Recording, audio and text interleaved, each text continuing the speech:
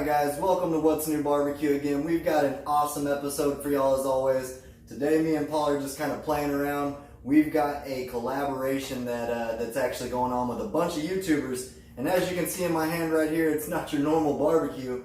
We got us a 2-pack of Spam Classic, and that's exactly what we're going to be making on the Weber kettle today. Oh, yeah. We're going to bring y'all along with it. It's going to be fun, guys. I mean, Spam's not hard to make, but hey, if you can put some smoke on it, you might as well. And that's exactly what we're going to do today. So if you haven't already, make sure you check out Paul and his crew. His information will be down below in the description box as always. Follow S BBQ. You can find him on Instagram, Facebook. And I'm trying to make him make a YouTube channel too. So y'all comment down below. But Spam is what's on the menu today. This is a collaboration called #IGotSpam. Make sure you check that out. Make sure you subscribe and like and comment. Let's go ahead and get to this video. Alright, and it's time to get down to the nitty gritty with our Spam, guys.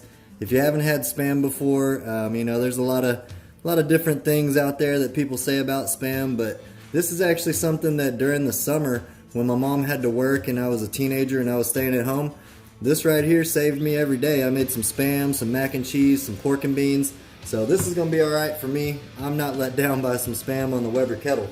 So let's go ahead and get this bad boy opened up. Now while we're opening this up, I'll tell you a funny story.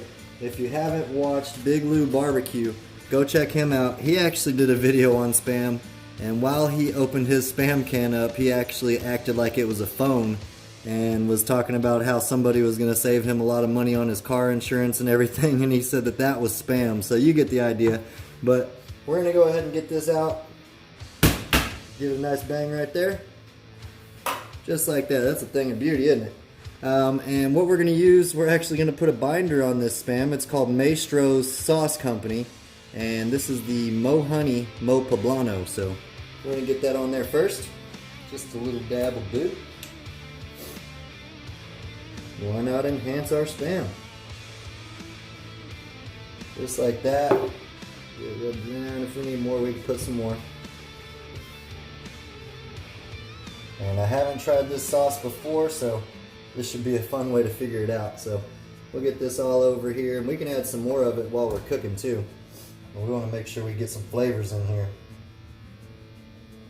Just like that. Let me rinse my hands off real quick.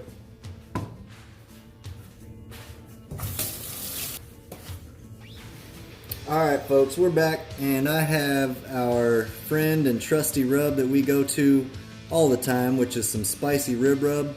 And yes, I said I'm going to put some rib rub on some Spam. So let's go ahead and get that on there. I think it'll put a beautiful color on there.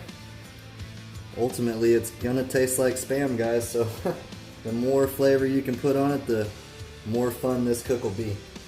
You can put this in the oven, obviously, but this is a collaboration out there on your grill or your smoker or your flat top. So that's what we're doing. Just like that. And I'll tell you what, I can smell that poblano already and that spicy rib rub. So next time I see y'all, we'll be at the kettle. Actually, before we get out there, I did forget. I'm going to put a couple little crosses through here. We'll see if we can get creative with our Spam. Just go down all the way close to the very end. Get a couple little designs going on this log of Spam here. Now we're just going to go right across where we just did that. Hold it together. There we go. Remember, #GotSpam. We got our Weber kettle all heated up. We're running about 375 on the offset section.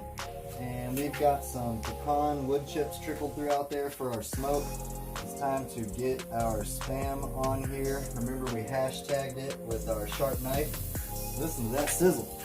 So it's not rocket science, people. This is going to take about, I'd say, 20 minutes on the indirect side, and then we're going to sear it up on the direct side, and we'll give it a taste.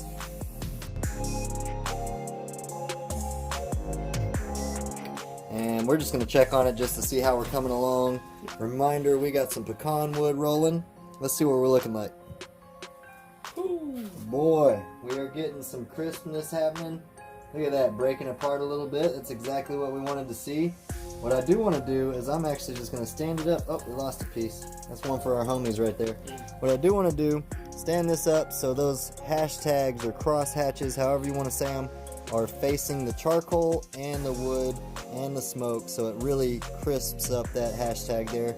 So that guy right there is for me and Paul to try here in a minute. We'll check on this in 10 more minutes. Alright guys, it's time to check on our Spam, and it's smelling awesome out here with the pecan wood and Mo Poblano, Mo Honey sauce, or Mo Honey Mo Poblano sauce. That hashtag is looking awesome, and it's time to sear it up. Ooh, it's going to be tough, guys. Go ahead, and I'm going to go ahead and do this without a glove, but if you haven't done this before, picked up meat without a glove, don't do it. So we're going to go ahead and put this right over our coals there. Open our basket up, clean out some of this ash, get some good airflow, just like that. And I'm actually going to leave the lid off while we're doing this and just flip it and eyeball it. And next time I see y'all, me and Paul will give it a try.